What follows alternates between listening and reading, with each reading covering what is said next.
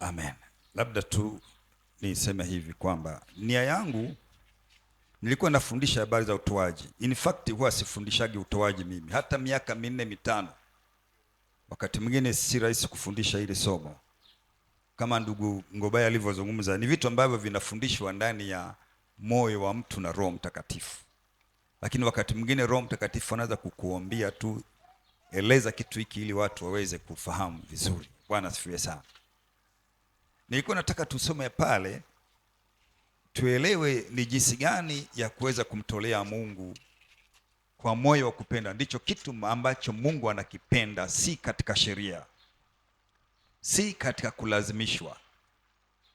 Mtu yeyote ambaye anampenda Mungu kwa ukweli anajua ni namna gani aweze kumtolea Mungu yeye mwenyewe, wala huwezi kumlazimisha.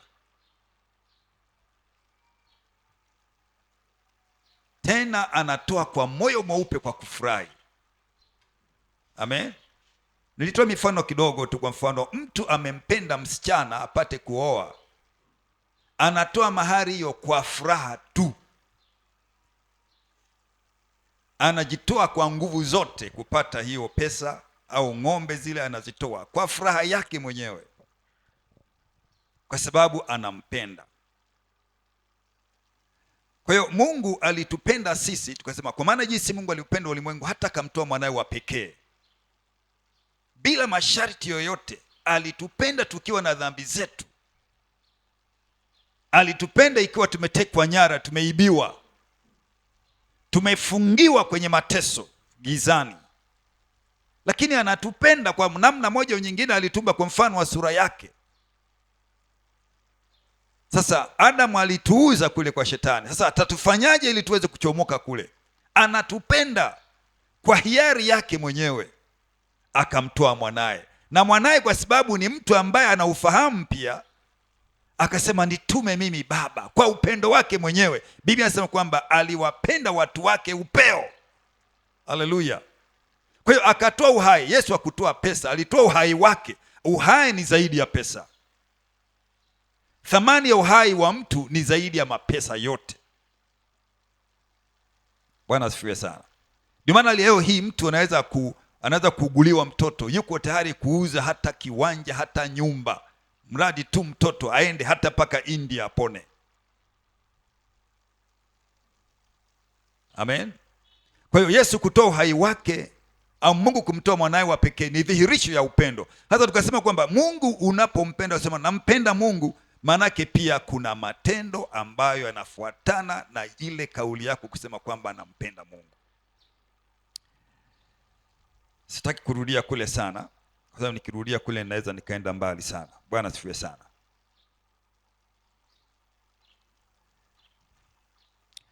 Tukasoma katika Mithali ile kwamba 3:9 kwamba mheshimu Mungu. Kwa nini? Kwa mali zako. Mheshimu Mungu. Kama unatambua Mungu yupo, basi tambua pia Mungu huwa anaheshimiwa pia, si tu kwa maneno, lakini pia hata kwa vile alivyokupatia. Ndio maana nikakwambia usome hiyo Nyakati wa kwanza 29 mstari wa kwanza na kuendelea. Utaona Daudi alivyokuwa anazungumza, hata hivi Bwana tunakupa hivi vitu vyote vinatoka kwako, vinatoka kwako, tunakupa, lakini vinatoka kwako. Lakini wanafanya hivyo kwa moyo wa furaha na kwa upendo. Ndicho kitu ambacho Mungu huwa anakipenda na anakitaka kifanyike, sio kwa sheria.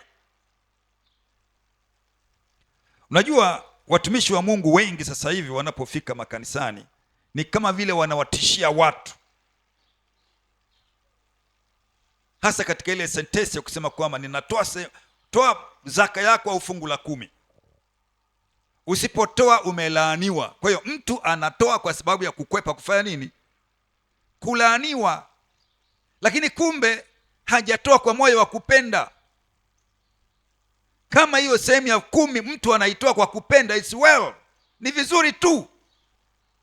Lakini kama anatoa kwa sababu ya kuogopa, hakuna utoaji pale. Ni kama vile jambazi amekuja anakunyoshea bunduki, mikono juu, leta pesa yako hapa. Kama utaki na kuua, utatoa utoi. Amekuwahi yuko kitandani, amepiga Fatuma mlango, ameingia, alafu anakunyoshia bastola yake, nipe pesa, nipe pesa, kama utaki na kumaliza saa hii. Kuna mtu mmoja pale Mwanza alikufa, mtoto wake alikufa vibaya sana. Yeye alikuwa ni mfanye biashara wa nyama, ana mabucha mnada huko Magu kule. Kesho yake anaenda kununua ng'ombe ili azilete, kwa kuna mahali anazikuja anazinenepesha kidogo, afu baadaye anaanza kuchinja. Sasa kumbe wanafanya kazi watu kwenye mabucha wale wanaomsaidia kuuzauza pale, wanajua kesho anaenda kuchukua mali, kuchukua ng'ombe. Kwa hiyo ikabidi aende benki, na lazima aondoke asubuhi saa 11 alfajiri au saa 12 awahi, ili aende kununua ng'ombe. Akaenda kudraw milioni zake sijui 40 sijui milioni ngapi, kwenda kununua ng'ombe. Sasa wafanyakazi wale wanaofanya naye kazi kwenye ile kazi yake wakajua boss amedraw hela benki, ameenda nazo kulala nyumbani. Kesho asubuhi anaenda wapi?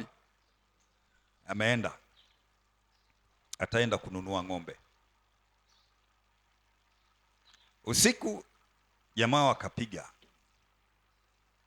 Fatuma, wakaingia. Sio wale wametumwa wengine, lakini wakapewa plani na nini na nini.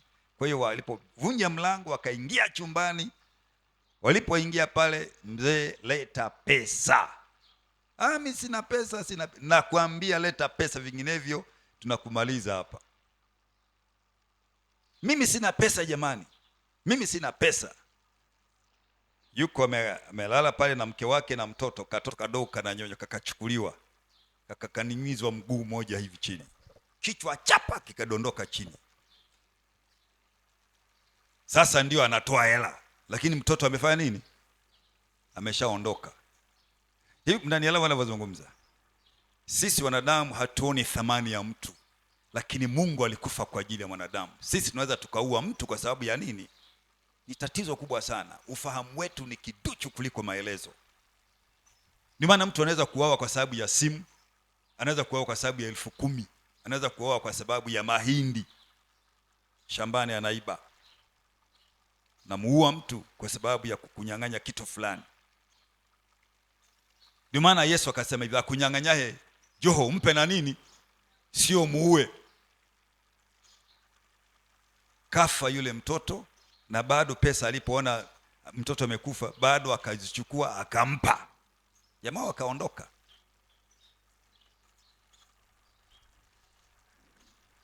Maana yangu ni hii kwamba kama angewahi kutoa zile fedha, wala mtoto asingekufa. Leo kwa sababu alipenda pesa kuliko kumpenda mtoto. Kwa hiyo tunapoambia unampenda Mungu, in fact ni kwa ajili ya sisi pia kurudisha aina fulani ya upendo kwake. Hatuna cha kutoa. Na ndio maana kabisa wale wengine wa Kristo kabisa walio imara wako tayari kufa kwa ajili ya nani? Kwa ajili ya Kristo. Kama Yesu alitoa uhai wangu kwa ajili yangu, na mimi nautoa uhai wangu kwa ajili yake, kwa ajili ya Kristo. Leo hii hapa anaweza kuingia mtu na AK47 bunduki. Mnafahamu ile bunduki? Anaweza kuingia hapa pap. Wengine okay. Anayejifanya nampenda Mungu abaki hapa tummalize. Nauliza swali, wangapi wanampenda Mungu hapa? Wangapi wanapenda Mungu? Well and good. Sasa ikija bunduki hapa, haya inapigwa moja tu. Anayebaki anampenda Mungu abaki hapa tumalizane naye. Mimi nilishangaza, aliniambia tu nije. Mimi baba huwa ananilazimisha tu kuja kanisani. Mimi kwa kweli hamna. Mimi hata Yesu mimi simjui. Watu watapukutika hapa. Ndivyo ilivyokuwa inafanyika kule Urusi. Askari akitaka kuokoka kabisa, akishaona ametaka kuokoka, anaenda kwenye kanisa la watu waliokoka, walio serious, maana alikuwa anajua anatafutwa. Anaingia na bunduki yake, nani hapa? Hapa ni nani hapa? Abaki hapa kama anampenda Yesu kweli, tumalizane hapa. Watu wanakimbia wenyewe, wanaweka bunduki pale chini, wanabaki watu wawili, mengine hata wachungaji wanakimbia, wanabaki wawili. Jamani, kwa kweli hata na sisi tumeokoka, tuabudu pamoja. Kumpenda Mungu ni kuhatarisha maisha yako pia. Utoaji unahatarisha maisha yako, yaani utoaji unahatarisha. Unajua Mungu alipo upendo ulimwengu akahatarisha mwanaye akafa. Yesu alipotupenda akahatarisha maisha yake akafa. Unaposema unampenda Mungu unahatarisha. Ibrahim alimpenda Mungu alipoambiwa amtoe mtoto wake, akaamua kwenda kumtoa sadaka kwa kumchinja, anahatarisha.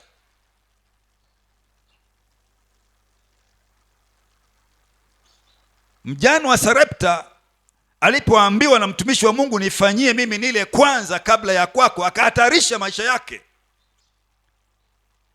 Na wakati imebaki konzi moja ya unga na kibaba cha mafuta kimoja, na huyo mtumishi wa Mungu ni kama vile hana huruma. Haoni mimi ni mjane na mimi na mtoto hapa, sina mtu wa kunisaidia kulea, alafu imebaki kibaba kimoja tu, bado naye anataka nimpikie yeye. Kwa nini? Akahatarisha maisha yake na mtoto wake. Akatoa kile kibaba kimoja na mafuta, akampikia mkate Elia, akala, ndipo muujiza ukatendeka. Kutoa ni kuhatarisha. Yesu akamwambia yule mjane, akawaambia wanafunzi wake juu ya yule mjane aliyetoa senti ngapi? 2. Kuna watu wengi walikuja wakaweka mapesa, tulisoma juzi, walitoa mapesa wakaweka kwenye kisonzo mapesa. Yesu alikuwa anaangalia tu wanavyoweka mapesa, lakini baadaye akaita wanafunzi wake, njooni muangalie, hizi pesa zimetolewa na watu waliokuwa nazo, lakini zilizobaki kwao ni nyingi kuliko hizo walizoleta. Lakini aliyetoa kuliko wote hapa ni huyu mjane aliyetoa senti zake 2, maana huyo ndio ametoa utajiri wake na akiba yake yote. Kwa hiyo ina maana kwamba huyu, kwa maneno mengine, anampenda Mungu na anamheshimu Mungu sana. Ameweka hapa. Haleluya. Kwa mfano, wapendwa, ngoja niwaambie, katika hiyo waraka Nyakati wa kwanza, hiyo sura 29 mstari wa kwanza na kuendelea, kuna maneno pale mmesoma hivi, nimemwekea Mungu nini? Akiba. Kama vile ambavyo watu wao wanajipanga, wanaweka akiba kwa ajili ya kujenga nyumba zao, au akiba kwa ajili ya kununua kiwanja, au akiba kwa ajili ya kununua gari, au akiba kwa ajili ya kumsomesha mtoto, au akiba kwa ajili ya kufanya kitu fulani ambacho yeye anakiona kwamba ni cha thamani na ni cha maendeleo. Sasa ilikuwa wiki hii, juzi Ijumaa, angekuja kijana moja kutoka Dar es Salaam, ni mchoraji wa ramani wa nyumba, magorofa na nini, ni mchoraji mzuri sana, lakini kwa sababu zisizoweza kuzuilika hakufika, hajaja, ila atakuja tu. Kwa nataka aje achore namna ya kupanua hili jengo katika uwanja huu mdogo, bado kuwe na nafasi ya kutosha, lakini na sisi pia tuweze kukaa watu hata 3,000 humu ndani. Ana uwezo huo, hapa hata hapo, popote pale itakavyokuwa. Sasa hakuja. Hasa kwa namna hii tusitarajie kwamba hela za kuchanga chap kama hivi, jamani tunataka kujenga, nani wataka simenti? Hapana. Ina maana kwamba kila mmoja aweke nini? Akiba kwa ajili ya nyumba ya Bwana. Jipange kabisa. Wakati mwingine ahirisha vitu vyako vingine ambavyo unaviona kwamba labda vitakuletea faida baadaye, au vina maendeleo yako. Unajua tunapochanga mifuko 2, 3, nimetoa mifuko 2, 3, 50,000, 75,000, 100,000. Ni vitu vidogo sana, ila kweli ni mchango. Lakini kama tuna project kubwa namna hii ya kumjengea Bwana nyumba, maanake ni kwamba tunaweka akiba.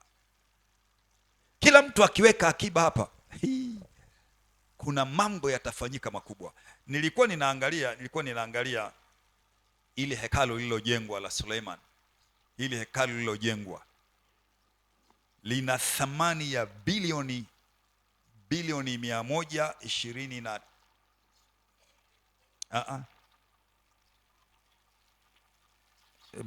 ngoja niangalie. Watu walitoa pesa zao, dhahabu zao kwa moyo wa kupenda, wakafurahi, wakashangilia.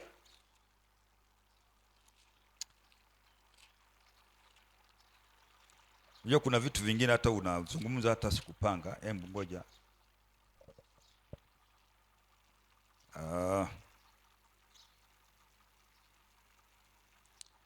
Anyway,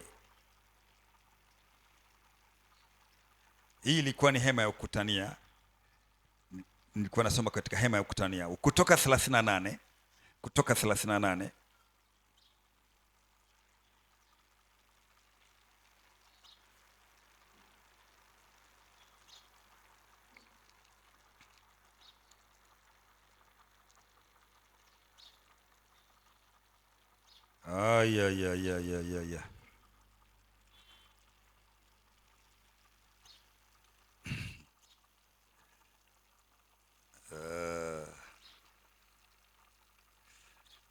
Samahani, turudi nyuma. Kutoka 35 tuanzie mstari wa 29.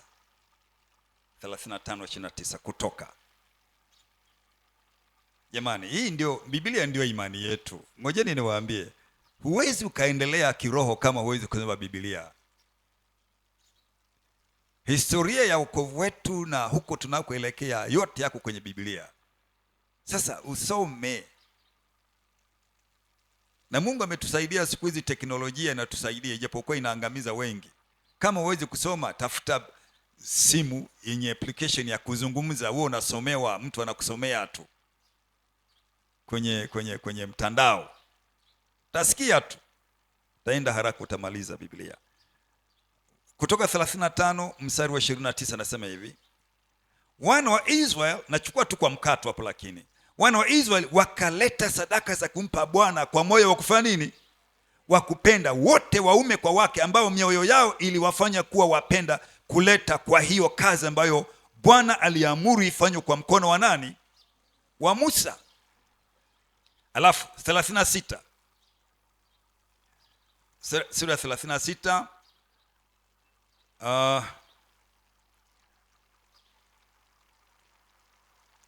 mstari wa 6.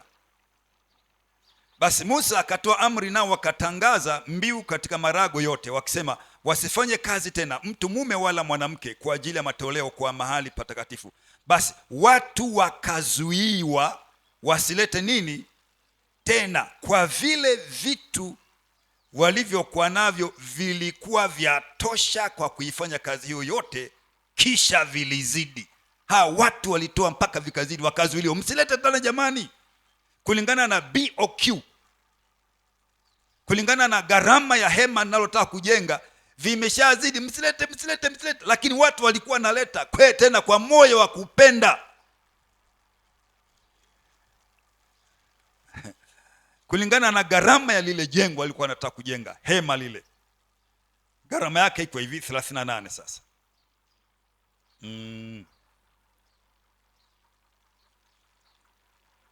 Mstari wa 24. Ila ukitaka kuenjoy vizuri hizi habari, kasome mwenyewe Biblia, ni tamu mno. 38. Dhahabu yote iliyotumiwa kwa ajili ya hiyo kazi, katika kazi hiyo yote ya mahali patakatifu, hiyo dhahabu ya matoleo ilikuwa ni talanta 29 na shekeli 730 kwa kadiri ya shekeli za mahali patakatifu. Na fedha ya hao waliohesabiwa watu wa huo mkutano ilikuwa talanta 100 na shekeli 1775 kwa kadiri ya shekeli ya mahali patakatifu. Kichwa beka, maana nusu shekeli kwa kadiri ya shekeli ya mahali patakatifu, kwa ajili ya kila mtu aliyepita, kwa wale waliohesabiwa aliyekuwa na umri wa miaka 20 au zaidi, kwa ajili ya watu waume 600, yani 600 na 3,550, 600 na 3,550. Na hizo talanta 100 za fedha zilikuwa kwa kusubu yale matako ya mahali patakatifu, matako ya hilo pazia. Unaposema matako, sasa mchungaji anazungumza, sio mimi, ni Biblia yako yote. Mnashangaa sasa msomagi Biblia. Matako manake ni base ya misingi. Kwa mfano hii nguzo ina tako lake kule chini. Sasa msianza kushangaa sijui na nyinyi mna akili chafu.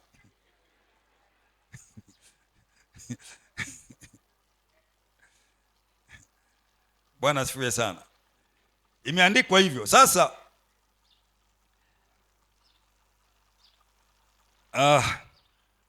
anyway, hiyo utasoma kwa wakati wako, maana muda wenyewe naye haupo.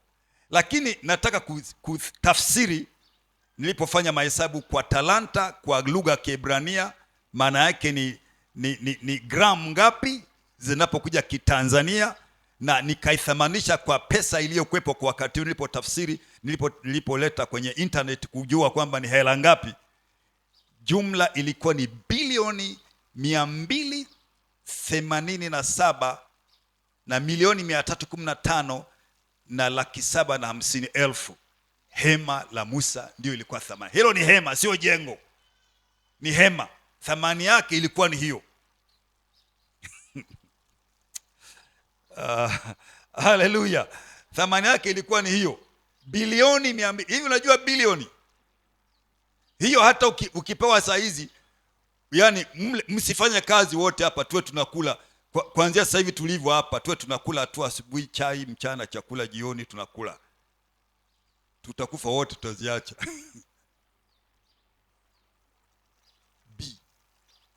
Hela nyingi sana. Yaani wewe kula tu, kunywa, lala, amka asubuhi, usiende kazini, kula, kunywa, unaenda kuhemea, unakula tu, unahema. Wote hapa tutakufa, tutaziacha. Maana tukiangalia hapa wengine miaka 70 kama mimi, wengine hapa 50, 60, 80, wengine kwisha habari yenu, mtakula miaka mingapi? Hivi mnanielewa ninavyozungumza? Tutaziacha. Lakini zilitolewa kwa moyo wa kupenda, na mpaka watu wanazuiliwa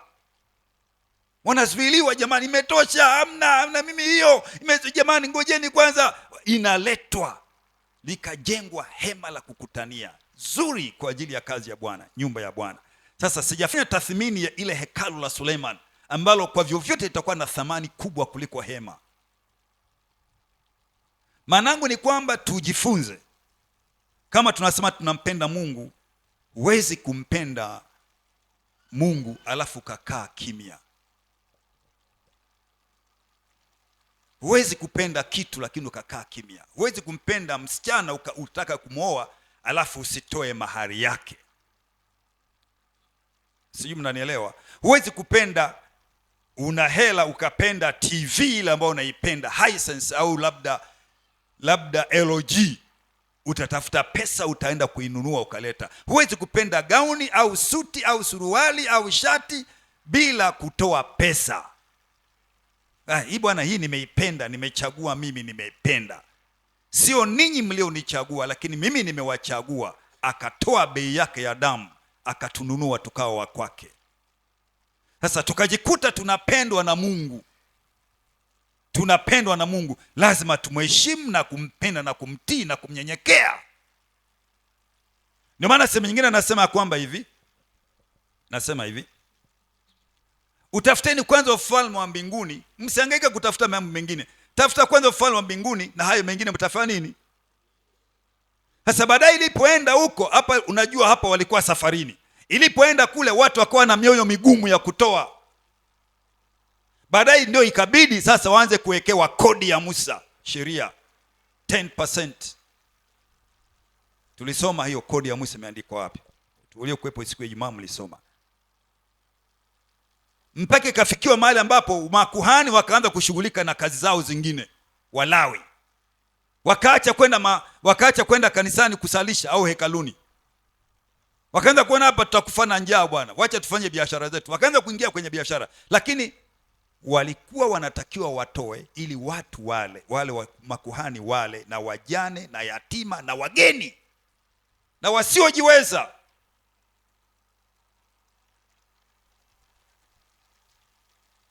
na zaka ilikuwa inatolewa ya vitu, zaka ya vitu, chakula, wanyama, ndio wanatoa, wanapeleka nyumbani mwa Bwana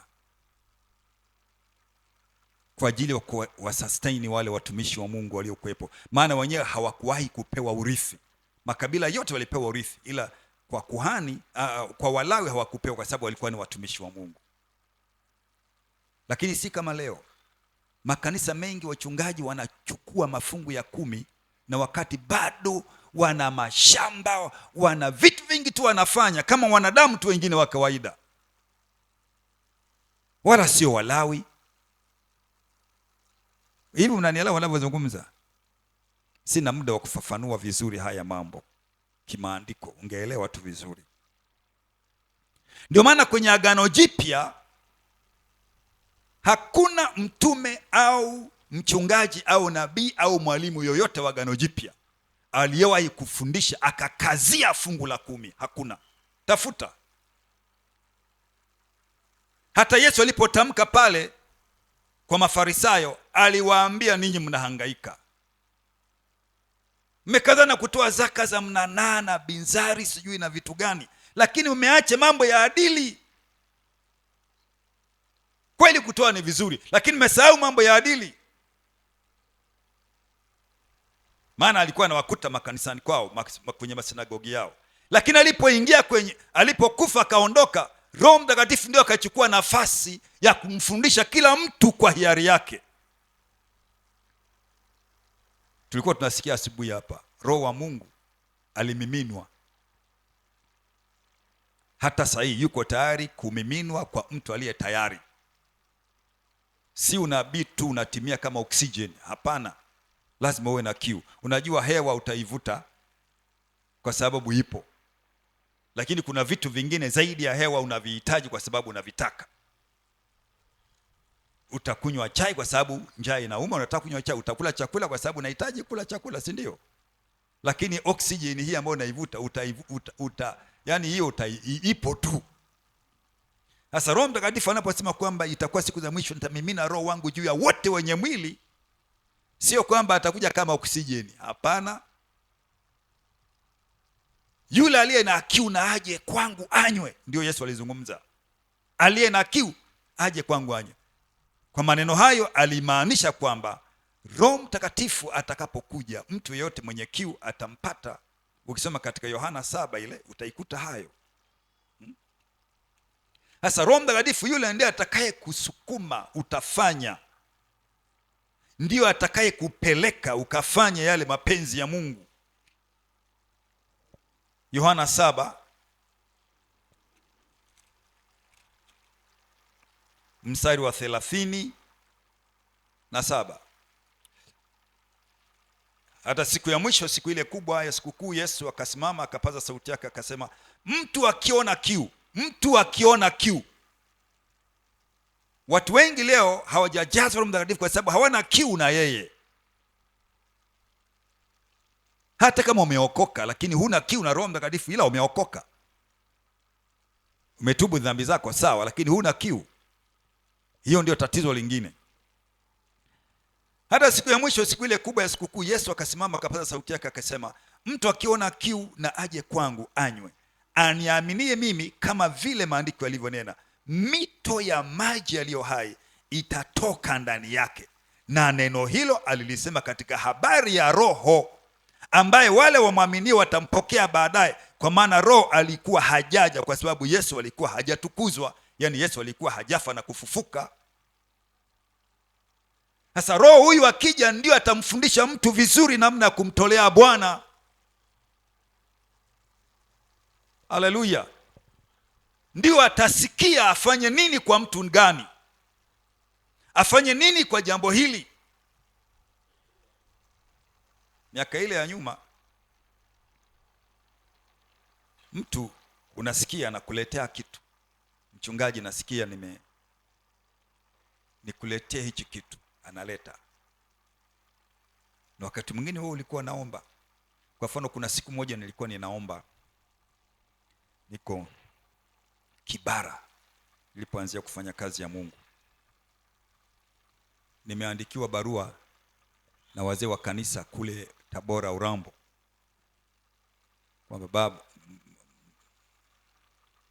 mpendwa baba mkwe amekubali kupokea hizo hela, kwa hiyo unaitwa ukatoe mahari, process zingine ziendelee. Wengine wajui shuhuda wangu. Bwana asifiwe sana. Nilimpenda huyu mama, nikaenda kuongea mahari, nikampangiwa mahali ya juu kweli. Mahari ya juu. Nikajipiga wapi, ikapelea mbali vibaya sana.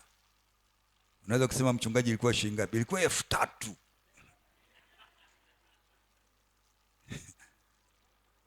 Elfu tatu. Ilikuwa ni issue.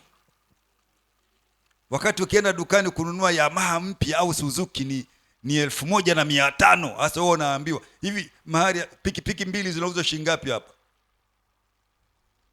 Pikipiki moja shilingi ngapi? Sasa fikiria milioni 6 hebu katoe mahari hiyo sasa tuone. Unanicheka tu. 3,000. Na hapo nimeshajikanyaga vibaya sana, nimeshajitoa muhanga.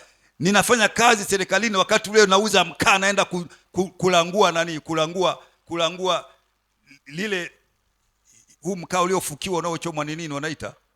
Tanuru. Naenda kulangua tanuru. Naenda kuangalia, nafikiri hili linaweza likanivusha hili. Naenda kulangua. Nasubiri jamani mlisimamie vizuri. Linachomeka, naenda limeshapoa, naanza kupakia kwenye magunia. Basikeli ya kuazima. Mshahara mwisho wa mwezi 315 mpaka kuja ufikie 3,000 utafanyaje? Na huku unapanga unakula. Ilikuwa ni ngumu, ni riski. Bwana asifiwe sana. Na lazima basikeli ya mtu kwenda kuuza, na pakia magunia mawili hapo, kama unavyoona wale jamaa wanatokaga Bukene wale. Hivyo. Naipiga basikeli hivi. Nakuja mwingine na mwaga, nauza makopo, mwingine nauza jumla. Kesho yake naondoka. Baadaye msumari wa basikeli, basikeli ya mtu inabidi nilipie. Nanunua msumari mpya jamani. Kupata mke sio rahisi. Wewe ita tu. Twende. Sio rahisi. Nilikula kibarua sio cha kawaida kuipata ile 3,000. 2,000. Nikaona mkao haunipandishi vizuri. Nikasikia biashara Kigoma wanataka unga wa Kinyamwezi ule mweupe. Nikanunua mahindi, nikakoboa, nikaloweka. Nikaanika kwenda kusaga, unga ukawa mweupe. Nenda kuongea na TT wa Behewa kule nyuma. Napakia, nikafika Kigoma mjini sokoni. Nikauza, nikaona hela nyingi nzuri. Nikarudi mbio. Weekend tena nikaandaa. Huku kumbuka nafanya kazi. Weekend tena naondoka, naenda kupeleka unga. Mara moja, mara ya pili, mara ya tatu. Siku moja nimeanika unga ukauka kwenye shoa mvua. Ukawa mweusi kama udaga. Hasara hapo tayari, nitakufanyaje maskini ya Mungu? Gharama yote hayo kwa sababu ya kupenda. Ingekuwa sio kupenda, si ningekaa tu. Kama mshahara kangu kanatosha na kula tu naendelea kuishi. Kwani kuna shida gani? Kwani sina uwezo tu kama wanaume wengine tu, njoo hapa msichana yeyote nikaishi naye hata bila kumtolea. Si ndio? Si wapo wa jinsi hiyo? Bwana asifiwe sana. Kuna gharama. Risk. Upendo ni riski. Hawa watu walivyokuwa wanamtolea Mungu kwa kupenda ni riski. Wanajua vile alivyowaokoa. Wanajua vile ambavyo amewatetea, wameepukana na kubeba mawe ya tani 5 kujenga makaburi. Unajua zile piramidi ni makaburi ya wafalme walikuwa wanazikwa mle ndani. Wala hakuna kitu cha maana kwenye piramidi. Ni makaburi tu, mifupa ya watu iko pale. Kuweka kumbukumbu ya wafalme wao. Watumwa wana wa Israeli ndio walikuwa wanajenga hayo mapiramidi. wanapigwa fimbo kweli kweli, wanachonga mawe kama kutoka kule Mwantini, wanayaweka kwenye miti ile kama vile manguzo haya ya umeme. Wengine wanavuta hivi, alafu wengine wanachomoa miti, wanatanguliza huku ili liteleze juu ya nani, juu ya miti mpaka wafikishe kwenye eneo. Hasa walipookolewa kule, kwa nini wasimpende Mungu na kumtolea Mungu kwa mioyo ya kupenda na kwa hiari yao? Otherwise hatumjui Mungu. Vinginevyo tunaposhindwa kumtolea Mungu vizuri, maanake ni kwamba hatumjui nani. Ndio maana sasa baada ya wale waliotokea kule wakaisha, watoto wa kuzaliwa ndio wakawekewa sheria. Wakawekewa sheria sasa kumtolea Mungu kwa nguvu zaka, na ndio ikaendelea hivyo. Lakini katika Agano Jipya huwezi kuona kitu kama hicho. Wapendwa, ndivyo ninavyowaambia. Unajua Biblia ni habari ndefu. Paulo ni mwalimu wa ajabu sana wa Agano Jipya. Amegusa kila kitu kwenye Biblia, kwenye maisha ya mtu wa rohoni. Vipawa, karama, huduma, mambo ya ndoa, mambo ya utumishi, mambo ya usafi, utakatifu. Amegusa masuala ya imani, masuala ya upendo wa haki, utumishi wa kufanya kazi ya Mungu na kadhalika. Amegusa kila kitu. Habari ya utoaji, lakini kwenye utoaji hajagusa fungu la 10. Ndio ushangae. Anasema hivi hem, tuangalie pale Wakorintho wa pili sura ya 9.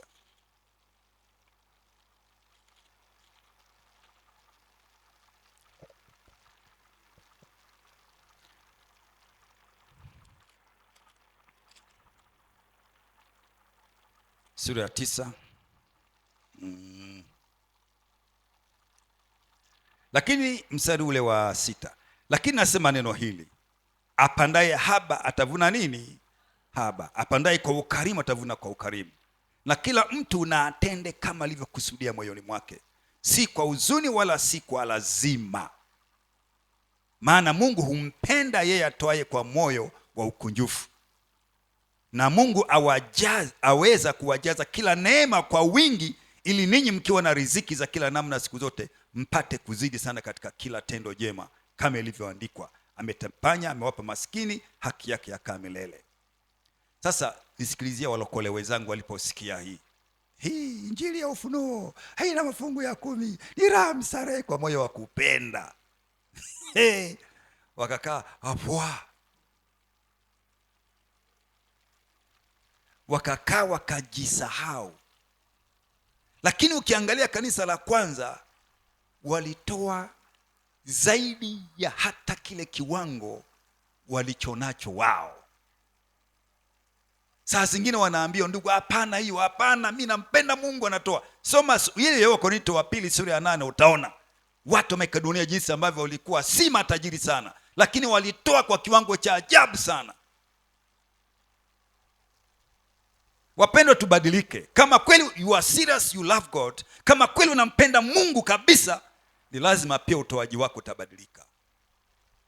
Huwezi kufanya utoaji wa kutimiza mradi, na huwezi ukafanya utoaji wa sheria. 10% ni kianzio tu, sio mwisho.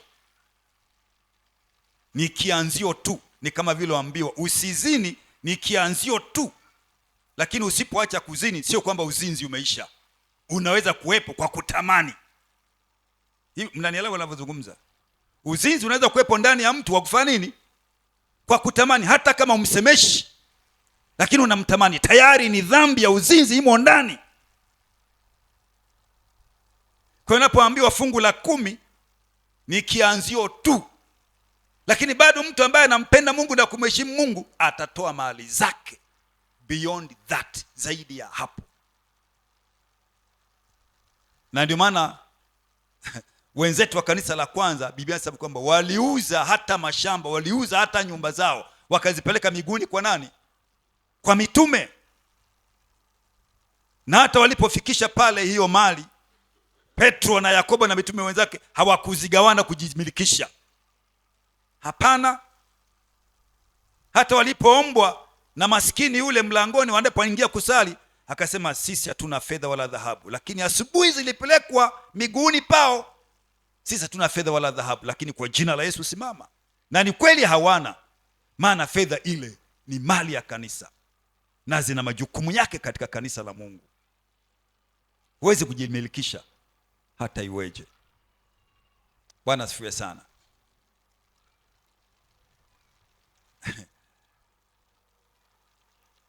Wenzetu waliojua hiyo siri wamefanikiwa sana. Kwa maandiko haya tu machache nimekuambia, Paulo ni mwalimu wa ajabu sana wa Agano Jipya wa neno la Mungu, lakini hajawahi kugusia habari ya zaka wala fungu la 10. Hajawahi kugusia. Anakwenda zaidi ya hapo, maana zaka ni utoto. Sijui mnanielewa ninavyozungumza. Yaani ni kitu kidogo mno, nenda juu zaidi. Zaka ni kianzio tu, kwamba kuna muhimu wa kumtolea Mungu, lakini unaenda zaidi ya hapo. Lakini nasema neno hilo, apandaye haba atavuna haba, apandaye kwa ukarimu atavuna kwa ukarimu. Kila mtu na atende kama alivyokusudia moyoni mwake, si kwa huzuni wala si kwa lazima, maana Mungu mpenda yeye atoaye kwa moyo wa kunjufu. Na Mungu aweza kuwajaza kila neema kwa wingi, ili ninyi mkiwa na riziki za kila namna siku zote, mpate kuzidi sana katika kila tendo jema. Ndivyo ilivyo. Ukisoma pale katika ile sura ya 8 mstari wa kwanza, hapo po nyuma kidogo, hiyo Korinto wa pili sura ya 8. Tena ndugu zetu tawaarifu habari ya neema ya Mungu waliopewa makanisa ya Makedonia. Maana walipokuwa wakijaribiwa kwa dhiki nyingi, wingi wa furaha yao na umaskini wao ulikuwa mwingi, uliwaongezea utajiri wa ukarimu wao. Maana nawashuhudia kwamba kwa uwezo wao na zaidi ya uwezo wao, kwa hiari yao wenyewe walitoa vitu vyao, wakituomba sana pamoja na kutusihi kwa habari ya neema hii na shirika hili la kuwahudumia watakatifu. Tena walitenda hivi si kama tulivyotumaini tu, bali kwanza walijitoa nafsi zao kwa Bwana na kwetu pia kwa mapenzi ya Mungu. Hata tukamwonya Tito kuwatimilizia neema hii kwenu, kama vile yeye alivyotangulia kuanzisha. Lakini kama mlivyo na wingi wa mambo yote, imani na usemi na elimu na bidii yote na upendo wenu kwetu sisi, basi vivyo hivyo mpate wingi wa neema hii pia. Sineni ili kuwaamuru, bali kwa bidii ya watu wengine nijaribu unyofu wa nini? Wa upendo wenu. Habari ya utoaji ni upendo tu. Haleluya. Wala si mashindano. Fulani ametoa na mimi wacha nitoe, ni aibu nisipotoa. Wala si mashindano. Usitoe kwa sababu ya mashindano. Unatoa kwa sababu unamjua Mungu wako ni nini. Unajua thamani ya Mungu wako ni nini.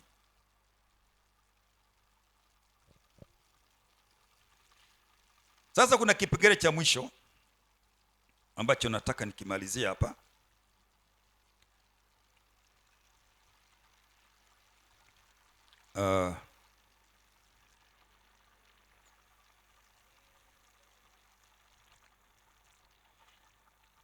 Tusome Kumbukumbu 8:12. Kumbukumbu 8:12.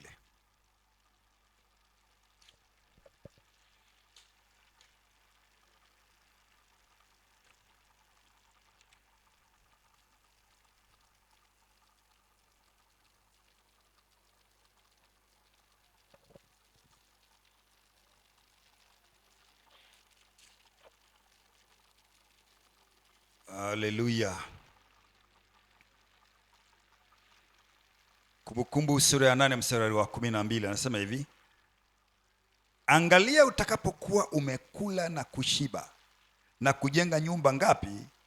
Nzuri, na kukaa ndani yake, na makundi yako ya ng'ombe na kondoo yatakapoongezeka, na fedha yako na dhahabu yako itakapoongezeka, na kila kitu ulicho nacho kitakapoongezeka, basi hapo moyo wako usiinuke ukamsahau nani? Bwana Mungu wako, aliyekutoa katika nchi ya Misri, katika nyumba ya utumwa, aliyekuongoza katika jangwa lile kubwa lenye kitisho, lenye nyoka za moto na inge, nchi ya kiu isiyokuwa na maji, aliyekutolea maji katika mwamba mgumu, aliyekulisha jangwani kwa maana, wasiojua baba zako, apate kukutweza, apate kukujaribu ili kukutendea mema mwisho wako. Hapo usiseme moyoni mwako, nguvu zangu na uwezo wa mkono wangu ndio ulionipa utajiri huo, bali utamkumbuka Bwana Mungu wako, maana ndiye akupaye nguvu za kupata nini?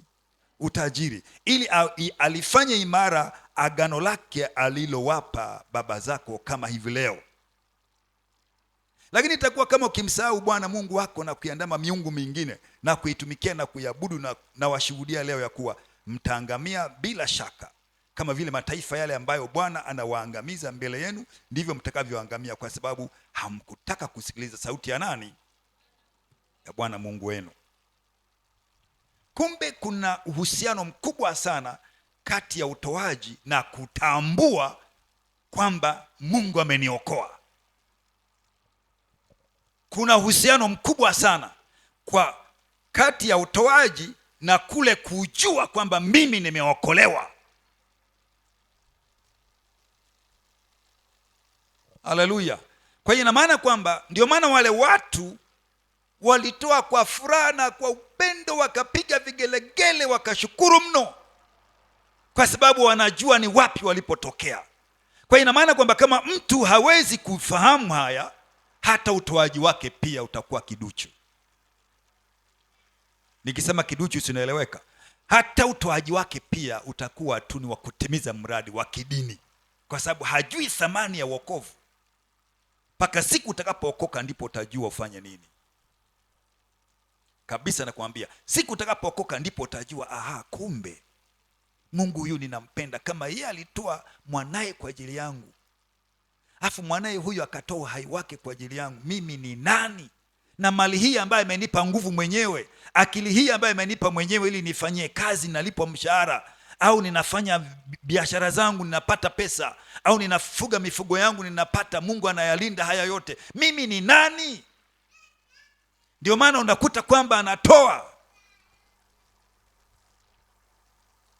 kwa furaha na kwa moyo wa kupenda, lakini si kwa sheria na kusimamiwa na kutishiwa kwamba usipotoa utalaaniwa. Hakuna kitu kama hicho. Nakwambia hivi, ingekuwa ni hivyo, Paulo angesisitiza sana, maana ni mwalimu wa kusisitiza. Petro angezungumza, ndio ambaye alikuwa ni kiongozi mkuu wa kanisa, angezungumza, lakini hajazungumza. Yakobo, mchungaji wa kanisa la Yerusalemu, Yakobo ndio mchungaji wa kwanza, angesema, lakini akasema kitu kingine tu. Haleluya. Kwa sababu anajua ni utoaji unatoka ndani ya moyo wa mtu. Mimi nawaambia wapendwa, tumeona mengi, tumejifunza mengi. Wakati mwingine kuna watu wanakuwa enticed, yani wanahamasishwa kiaina. Kwa mfano nianze kusema kwamba jamani, kuanzia Jumapili ijayo tutakuwa tunaleta zaka hapa, alafu tunakuja kuwaombea hapa. Hata kama utoaji utatafuta hela ili ulete, uje kufanya nini? Kila siku utakuja kuombewa hapa. Labda Mungu atanibariki nikiombewa. Kwa hiyo wanaleta, wanakuja, tunawaombea, wanarudi. Sasa sipotoka wiki ya kwanza ya pili, jamani watanielewaje? Hata wazee wa kanisa wananionaga sisimami, hata mchungaji ananiona sisimami kwenda kutoa. Wacha na mimi hata nifanye nini? Nikatoe tu. What is that? Upendo hamna. Mtu analazimika tu ili aonekane. Hivi jamani, mnanipata? Lakini jitengenezee utaratibu wako. Wakati mwingine msikilize Roho Mtakatifu ndani yako. Roho Mtakatifu ana mambo mengi sana kwa ajili ya kazi ya Mungu. Amezungumza Ngobai hapa. Hufundishwi na mtu. Hili ni agano jipya bora kuliko lile la zamani ambalo lilikuwa ni sheria. Na usipotoa fungu la 10 unapigwa faini 5% inaongezeka juu. Si unafahamu hayo maandiko? Yaani zamani usipotoa fungu la 10% hujatoa, ulitakiwa utoe, hujatoa, 5% inaongezeka juu, adhabu. Lakini ili agano jipya ni bora zaidi eti kuliko lile. Eti hilo ni bora la sheria ni bora. La neema ni bora kuliko lile la sheria. Lakini bado sisi hatufahamu. Mungu atusaidie. Na kweli hata mimi kwa kipindi fulani sikufahamu kwa muda mrefu sana. Sikufahamu hayo mambo. Lakini sasa nafahamu na uniondoi. Maana kadha nikaanza kuwaza, hivi Paulo amesema wapi? Na ndio mwalimu wa maadili yote ya kitakatifu ndani ya Biblia katika Agano Jipya. Na Biblia inasema kwamba alisema hivi, Injili nilionayo sijafundishwa na mwanadamu yoyote. Lakini mtu huyu alipitia kwa Gamalieli, chuo kikuu cha kitheolojia cha Mafarisayo miaka ile. Lakini hakuchomoa chochote kule kuja kukuunganisha na Agano Jipya. Alisema haya naye waambia, nilikutana na Yesu mwenyewe amenifundisha. Yesu mwenyewe alitembea, hakuweza kuhudumiwa hata na mafungu ya 10. Kuna watu walijiorganize mwenyewe, si kwamba alifanya semina ya utoaji. Akina mama walijiorganize wenyewe, wakajifikiria tu, au labda Roho Mtakatifu aliwaambia ndani yao, hivi huyu baba anatembea, hawa na wengine walikoga na wanakaza wanavua samaki, mwingine Mathayo alikuwa ameajiriwa, hasa wameshaacha kazi zao wanamfuata Yesu kila mahali. Sasa hivi wanakula nini? Nauli zao zikoje? Jamani, akina mama huwa na wasifu wakati mwingine wanajiorganizigi. Wanajitengenezeaga utaratibu fulani kutegemeza, si ndio? Sasa wakaamua kumtegemeza Yesu. Maana Yesu alikuwa anahubiri tu anapita anahubiri, wala hakusanyi sadaka. Sasa alipoona anategemezwa akampa Yuda kushikilia. Haleluya. Na Yuda naye pia akazitamani, akawa mwizi. Ikawa ndio tatizo lingine hilo. Mungu atusaidie sana wapendwa. Wapendwa, tutoke hapo tulipo. Jambo lingine la mwisho ni kwamba fanyeni kazi. Fanya nini? Kuna ujinga moja ambao nimeiona kwenye kizazi hiki cha leo. Watu hawataki kufanya kazi, wanataka kupata hela bure. Wangapi wanataka hela bure? Mkono juu. Nyanyua mkono. Watu hawataki kufanya kazi. Ninashangaa kizazi hiki kabisa. Yaani mtu ana vihela kidogo hapa, anaenda kubeti kwenye mipira, anadubukiza zinaliwa, anadubukiza zimeliwa, anadubukiza zikitaka kuisha anarudishiwa kidogo. Anaenda tena zikitaka kuisha anarudishiwa kidogo. Saa zingine mwingine anaona anapata naye anaenda kuuza kitu kingine tena, alafu anakuja kubeti. Wengi wamefilisika, wameathirika kwa sababu hiyo. Ni kweli si kweli? Hata wengine walokole wako makanisani, akili zimefyatuka, wanaenda kubeti.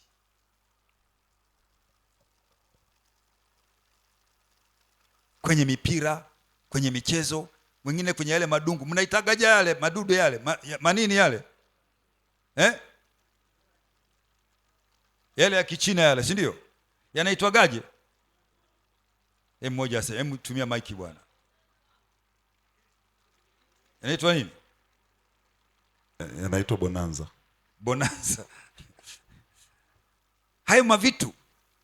Vijana wataki kufanya kazi. Visuruali viko katikati humu vinatembea tu. Wanaenda kwenye hayo madude yale. Ana kadigiri kake kamoja ka public relations, kadigiri kake kamoja. Sema mimi nimesoma, mimi msomi, mimi engineer. Fanya kazi yoyote mradi tu unapata hela ya halali, unaweka kinywani. Mnanielewa wapendwa? Fanya kazi mradi mwanamume mwingine anafanya, anaishi na wewe fanya. Usisubiri kazi uliosomea, utachelewa.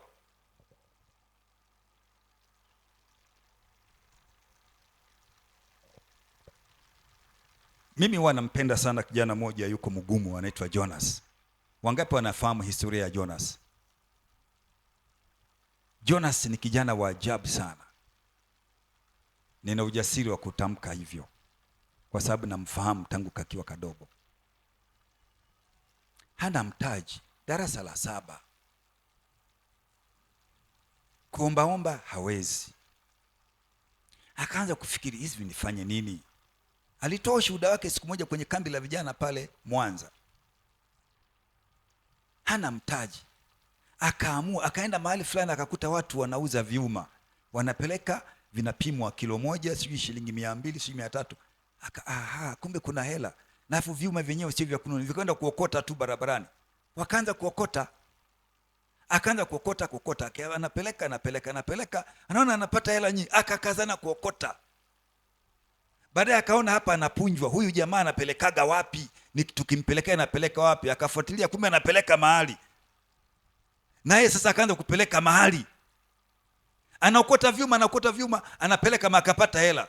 Akaanza kununua madaftari na kalamu. Anakwenda mpaka shule za msingi vijijini. Anawaambia walimu, nina madaftari, nina kalamu. Waambieni watoto waniletee masufuria yaliyotoboka, majembe yaliyoisha, mashoka yaliyokwisha habari yake, mavyuma, mapanga ambayo hayafanyi kazi, visu vilivyoharibika, makoa haya, misumari, vitu vyote vya chuma alete hapa. Watoto wametangaziwa hivyo. Kesho yake inakuja shule nzima wana vyuma machakavu. Akakusanya. Akanunua, akaenda kuuza, akanunua pikipiki. Tena pikipiki si haya mambo haya. Pikipiki ile, nasema hasa huyu kijana ni wa kanisa. Hii pikipiki tufanyaje? Ilikuwa ni X-Trail 110. Ilikuwa nauzwa na mtu. Hasa hela ya kununua kihalali hivi haipo, mpaka ikabidi tuombe nini hizi? Msamaha wa kodi wa kanisa. Mnanielewa? Msamaha wa nini? Wa kodi. Tukaiandikia kuomba msamaha, tusamehewe kodi. Pikipiki unanunua kwa mtu, lakini unajua sasa ni umaskini wa hali ya juu. Tukanunua, tukapewa msamaha wa kodi, akaanza kutembeza sasa, kufanyia kukusanyia mahela machuma. Anakusanya. Akapata hela zaidi. Akanunua gari used, double cabin. Akanunua gari. Akaanza kukusanya nayo hiyo. Anapata mzigo mkubwa, anapeleka Nairobi, mwingine Mwanza, mwingine Nairobi, mwingine Mwanza, mwingine Nairobi. Akapata hela. Wapendwa, juzi tulipokuwa tunaenda Mauritius mwezi wa 10, amenunua Scania mpya. Scania ya tani ngapi? Tani 30. Milioni 100 sijui na ngapi. Kanisa la Mugumu, wangapi wamefika Mugumu hivi majuzi karibu? Asilimia karibu 70 ya hilo kanisa kajamaa kale kame contribute kujenga hilo kanisa. Asilimia 70. Ni kanisa kubwa hili, linaingia sijui mara ngapi.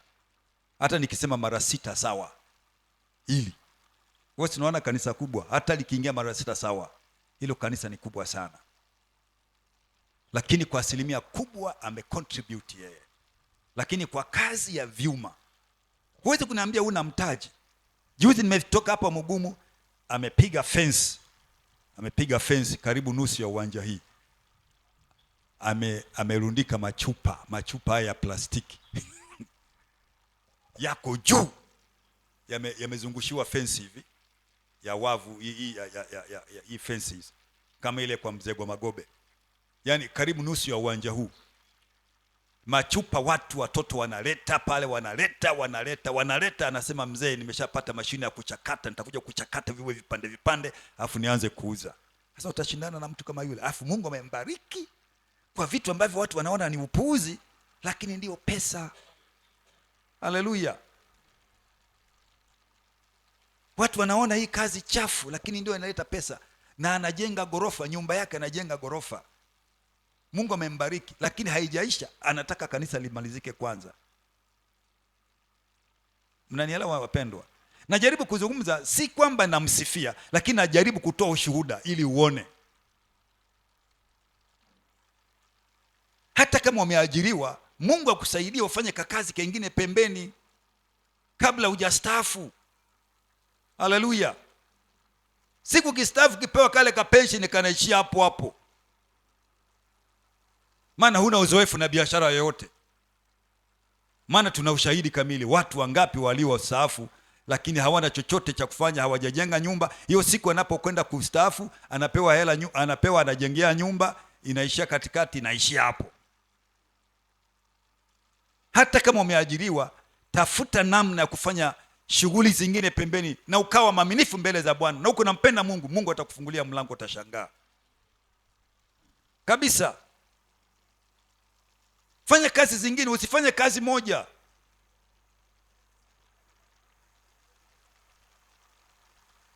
Haleluya! Unafanya hapa, unafanya hapa, unafanya hapa, unapata uzoefu, unaangalia uzoefu. Sio unakuja kustaafu tu, unaanza tu hapo hapo na kahela kale kakustaafu. Uweze kufika mbali, huna experience, utafilisika haraka sana. Baadaye unakufa na BP ya mawazo. Mnanielewa ninavyozungumza?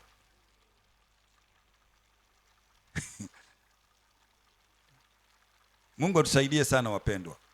Fanya kazi, usichague kazi. Hata kama wewe ni msomi, hiyo degree yako iachilie mbali, acha kabisa pembeni. Fanya kazi ambayo inaonekana saa hiyo. Usiogope watu, hata kama ukikucheka hawakulishi.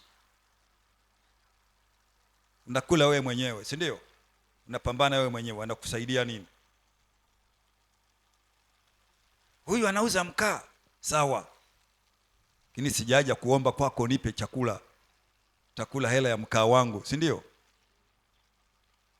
Alafu ni msomi, alafu anauza mkaa, sawa. Alafu ni msomi, alafu anauza mishikaki, sawa, uza mishikaki tu. Kuna kijana mmoja nilimkuta mahali hapo, anachoma mishikaki, alafu anachoma na mahindi, degree holder.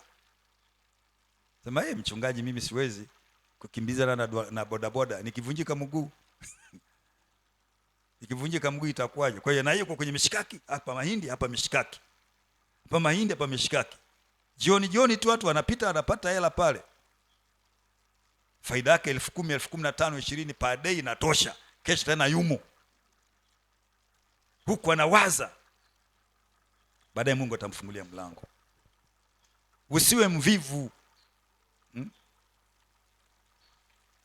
usiwe mvivu. Mwambie jirani yako usiwe mvivu.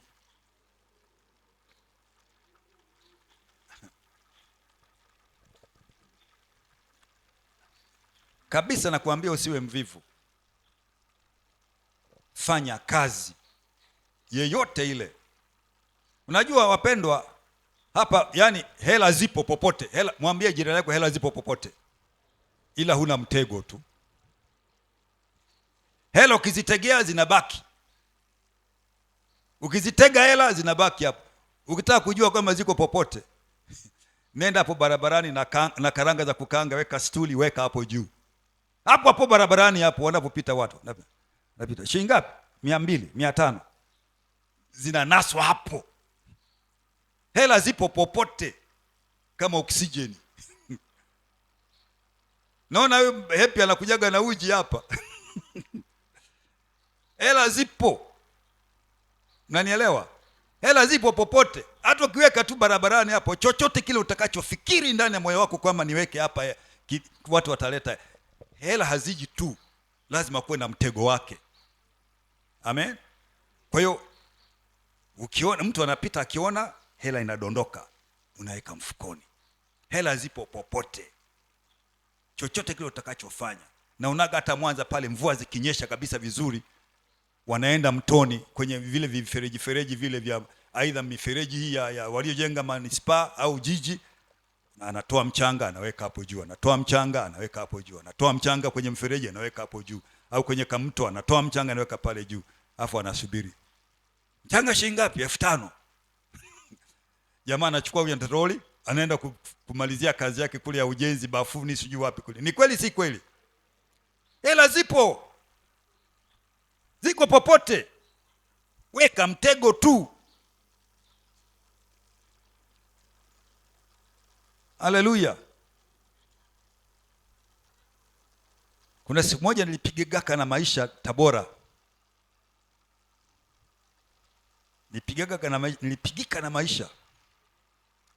Nimefanya biashara baada ya kumaliza kufanya kazi wakati wa vita vya Idi Amin. Tukapewa vipensheni vyetu, nikafanya biashara, vikapigika. Nikakimbizwa na polisi, kaambia mhujumu uchumi, nikatoroka. Nikaenda kujificha Kaish kule, ukitoka Karagwe unaenda kama Kaisho kule.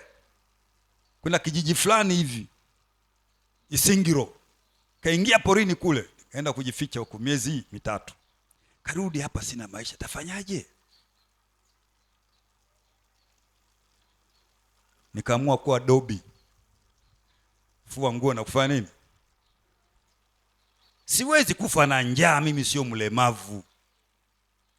Ninajua kufua, ninajua kupiga pasi. Dobi dry and cleaning services, unaandika na Kiingereza hapo.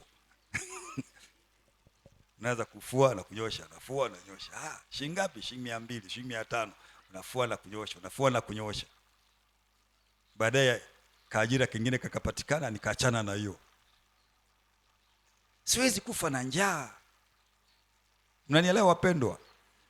Mimi nimeuza kuni wapendwa, kuni nimepasua porini na beba. Nimeokoka hivi. Na beba kuni nazifunga paka zinafika huku juu, naendesha basikeli. Kipindi kile wokovu bado mchanga bado, na wakwepa wa bwana miti vibaya sana, vua shati nafunga kichwa asinitambue.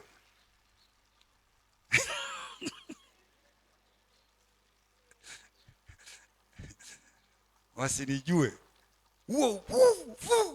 Naisimamia baisikeli huyo natumbukiza kwenye hoteli ya Msomali kule nyuma, funga mlango, navaa shati, natokea kule mbele kwenye hoteli.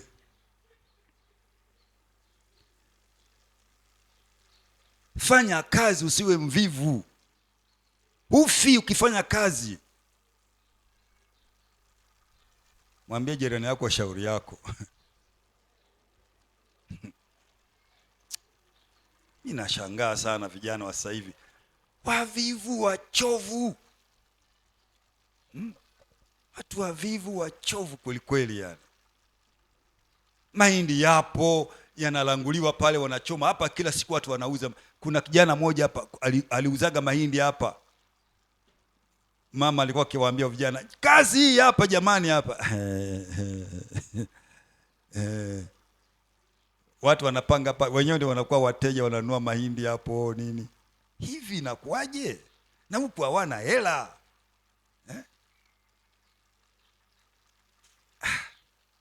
Unashangaa.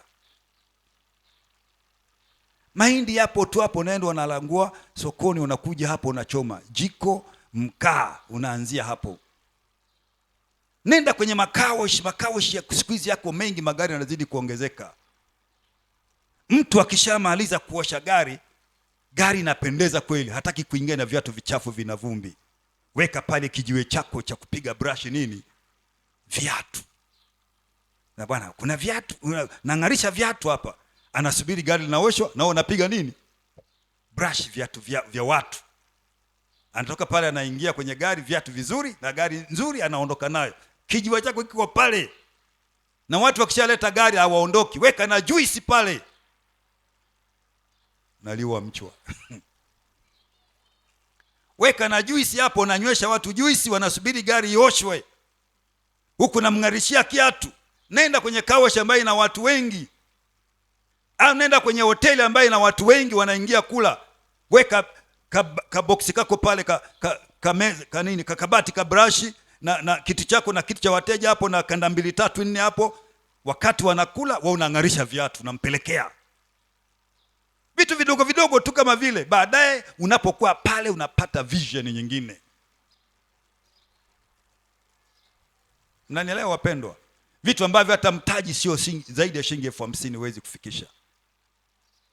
Hata nilikuwa nikiwaambia vijana fulani pale, nikawatembeza Dodoma, Nimwangalia kama hapa panatakiwa pawe hivi. Hapa panatakiwa kufanya kazi hii. Hapa panatakiwa kufanya kazi hii, biashara hii fanya. Watu wanaleta madafu kuja kunywesha watu huku, madafu hayapo Dodoma. Mtu anaagiza mzigo wa madafu, anakuja anapasua na watu wanakunywa. Jua kali, watu wanakunywa. Bwana asifiwe sana. Kwa hiyo wapendwa, mimi nadhani ni vizuri ufanye kazi. Ufanye kazi kabisa. Ufanye kazi. Upate hata namna ya kuweza kumtumikia Mungu kwa fedha zako. Kabisa. Upate hata namna ya kumtumikia Mungu. Kuna kijana mmoja Mungu amemsaidia. Alikuwa anauza mayai tu. Mtu mzima ana mke wake na watoto, lakini amechemsha mayai, anaenda kuchukua mayai haya kuku wa kizungu hayo. Lakini anatembeza, anauza mayai na anapata faida. Mwambie unapata faida, anapata faida. Lakini ametembea, amekuwa chinga wa kuuza mayai na haogopi. Na anavaa vizuri, anakuja kanisani na mke wake na watoto. Hivi ni nini ambacho kinatushinda hapa? Usiogope kufanya kazi yoyote. Bwana asifiwe sana. Usiogope, fanya kazi tu. Kuna siku utatoka kwenye hiyo kazi, utaenda kwenye kazi nyingine. Maana Mungu pia huwa anampromote mtu. Bii yake ni kwamba hivi, hata kama unampenda Mungu, unataka kumtumikia Mungu, Mungu hapendagi wavivu. Ndio maana wote walioitwa kumtumikia Mungu walikutwa wanafanya kazi. Wote. Daudi aliitwa wakati alikuwa anachunga kondoo. Musa aliitwa wakati alikuwa anachunga ng'ombe za baba mkwe. Petro aliitwa, alikutwa anavua samaki. Paulo alikuwa kazini, ameitwa anakwenda kuua watu. Ana license ya kuua watu, ameitwa. Yuko kazini. Wengi tu manabii wote ukiwakuta kwenye agano la kale na agano jipya, wote walikuwa wanafanya kazi. Na wanataka kumtumikia Mungu hapa. Lazima ukutwe unafanya kazi, hata kama ni ndogo kiasi gani, bali unaifanya kwa moyo. Fanya kazi.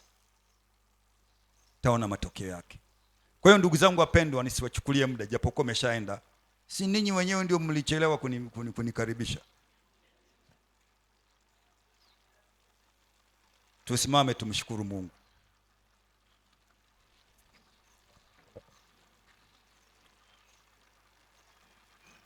Badilika katika utoaji wako.